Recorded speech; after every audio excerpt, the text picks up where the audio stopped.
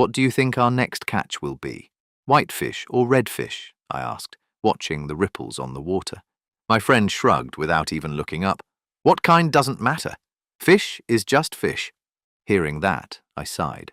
I realized that perhaps it's not just my friend, but many of us who have yet to truly appreciate the profound differences between these two, not just in the color of their flesh, but in the biological secrets and nutritional power they carry.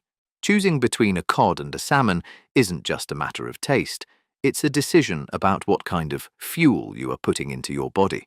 Today, let's dive beneath those ripples to decode the hidden language of color and find out what that slice of fish is truly telling your health. Hello, I'm Edward, and this is QC Project Simple Things.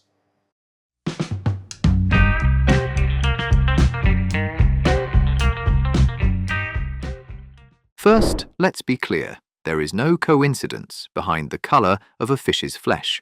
Everything happens for a reason. The secret on your plate lies in a single protein, myoglobin. Think of myoglobin as a biological battery that stores oxygen within the muscle cells.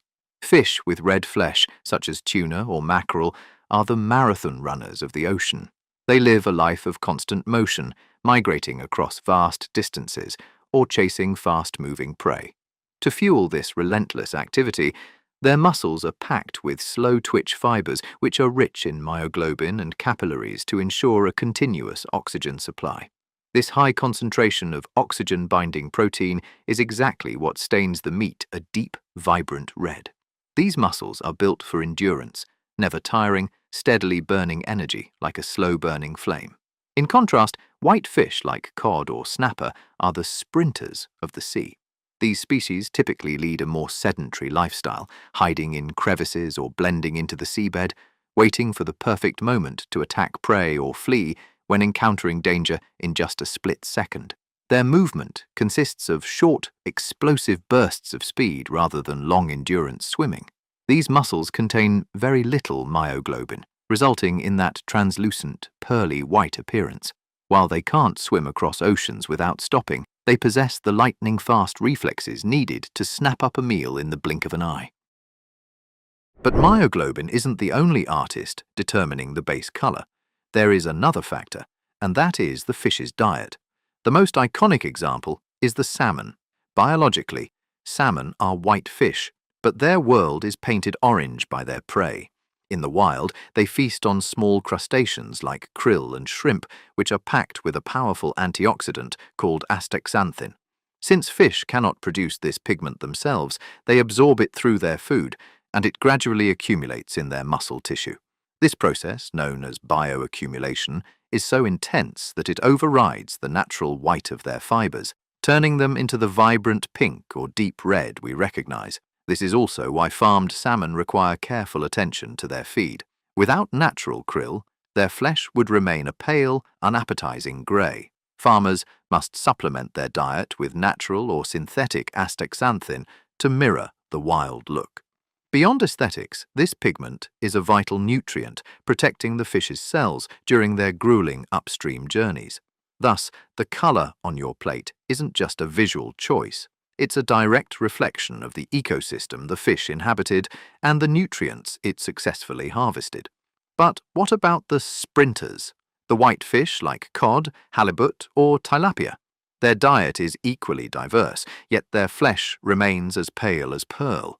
This is because these species lack the specific biological receptors to store pigments like astaxanthin in their muscle tissues. Even if a cod were to feast on the same shrimp and krill as a salmon, its body would simply process those pigments as waste or store them only in the skin and eggs, never allowing them to stain the pristine white of their fast-twitch fibers. Because their muscles are designed for explosive movement rather than long-term storage, they don't invest in the antioxidant pigments that color the salmon. Now that we understand the reasons behind the color differences, let's move on to the part most people are likely curious about. Does that difference lead to any changes in flavor? The biological makeup of these two groups dictates a vastly different sensory experience on the palate. Red fish, being the marathon runners of the sea, possess a firm, dense, and almost meaty texture.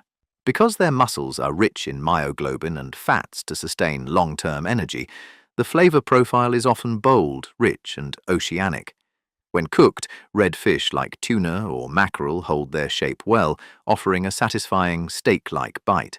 The high oil content, especially in species like salmon or bluefin tuna, provides a buttery mouthfeel that lingers, making them ideal for searing or grilling where their robust fats can truly shine. White fish, on the other hand, offer a masterclass in subtlety and elegance. Since their fast twitch muscles are designed for quick bursts rather than endurance, they contain very little fat and connective tissue within the muscle fibers. This results in a texture that is light, lean, and incredibly flaky. When heat is applied, the protein structures easily separate into delicate layers. The flavor is mild, clean, and sweet, acting as a perfect canvas for delicate sauces or light seasoning. Unlike the dominant presence of red fish, white fish like cod or snapper provide a refreshing lightness, making them the preferred choice for those seeking a gentle, easy-to-digest protein that doesn't overpower the other ingredients on the plate. Beyond flavor, the true value of these fish lies in their nutritional density. Red fish are the powerhouses of the sea.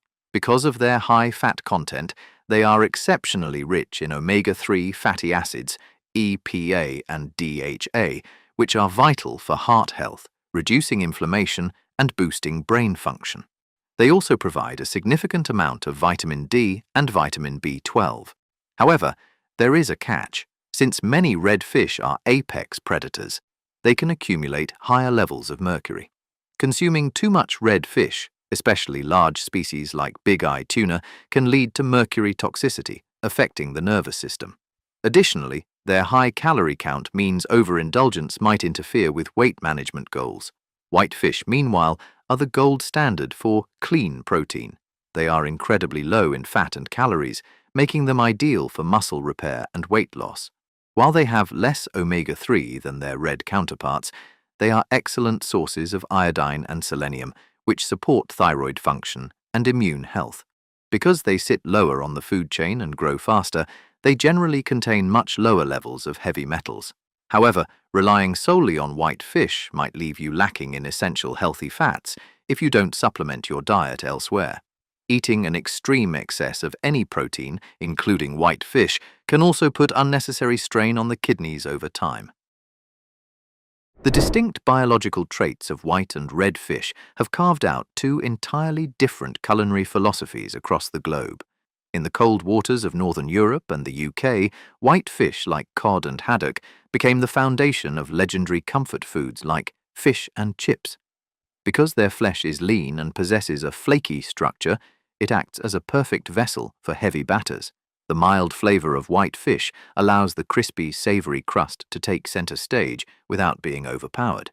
This cultural preference for cleanliness and lightness in fish has made white fish the preferred choice for poaching, steaming, or delicate stews, where the goal is to preserve the pristine, pearly texture that melts in the mouth.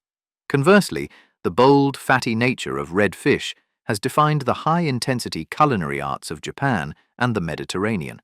In Japanese culture, the tuna, maguro, is a masterpiece of umami. Its rich fat content and dense muscle fibers allow it to be served raw as sashimi, where the natural oils provide a creamy, luxurious experience that requires no heavy seasoning.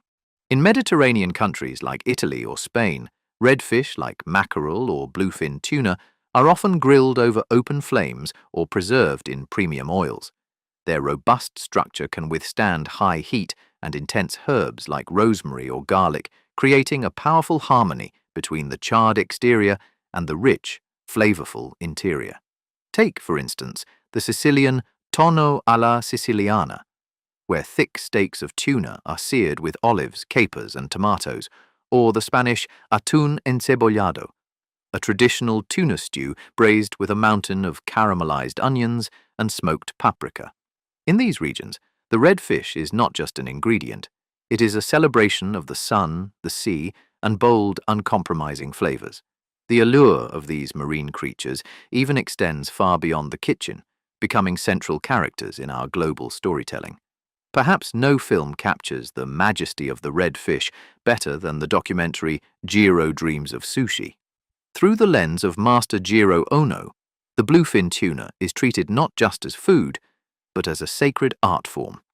The cinematic focus on the deep, ruby-red marbling of the otoro, fatty tuna belly, elevated this red fish to a status of global luxury, forever changing how we perceive the relationship between a fish's biological fat and its culinary worth.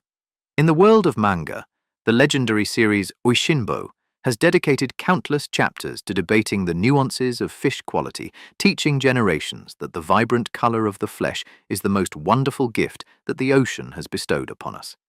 White fish, meanwhile, finds its spotlight in the rustic charm of travel and survival shows. Think of the late Anthony Bourdain in his journeys through the coastlines of Portugal or Vietnam. He often celebrated the purity of the catch, where a simple white fish, freshly pulled from the water and grilled with nothing but salt, represented the soul of a community.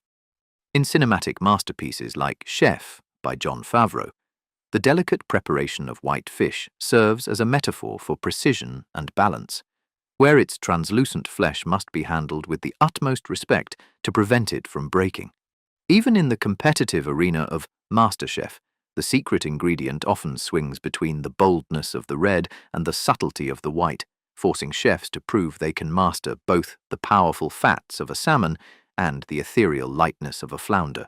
Whether through a high-definition lens or a hand-drawn illustration, these fish are more than just nutrients. They are symbols of our connection to the deep. When we watch a chef carefully slice a piece of crimson tuna or golden fried cod, we are witnessing the culmination of millions of years of evolution now immortalized in our culture. I want to give you the 10-second rule for choosing fish so that you can have the finest and most nutritious meals. For red fish, focus on the depth of color. Because red fish rely on myoglobin, the flesh should be vibrant and uniform. A premium piece of tuna or salmon should look alive, saturated with deep crimson or bright orange, without any grey or brownish bruising. Look at the fat marbling. It should be white and crisp, not yellowed or blurry. If the color looks dull or leached, the myoglobin has oxidized, meaning the fish has lost its peak freshness and robust flavor. For white fish, look for transparency and pearliness. Since they lack pigment, the meat should look clean and slightly translucent, like frosted glass. Give it a gentle press, if possible. Because of its low fat and fast twitch structure, the meat should be exceptionally springy, bouncing back instantly. Any sign of gaping, where the muscle flakes separate prematurely, or a milky liquid on the surface, is a red flag. A high-quality white fish should look clean and smell like a fresh ocean breeze, never fishy or pungent. Master this 10-second check and you'll never settle for second-rate flavor again. At the end of the day, the choice between crimson and pearl is far more than a culinary preference. We don't just eat, we consume millions of years of evolutionary mastery. When you look at the color on your plate, you are looking at a map of a journey through the vast, unforgiving blue. We believe that the most profound truths are often hidden in plain sight. I am Edward, and this is QC Project Simple Things. Thank you for watching. Subscribe and turn on notifications so you don't miss the simple things in everyday life. Because what you see is never the whole story. There's always something deeper beneath the surface. See you in the next one.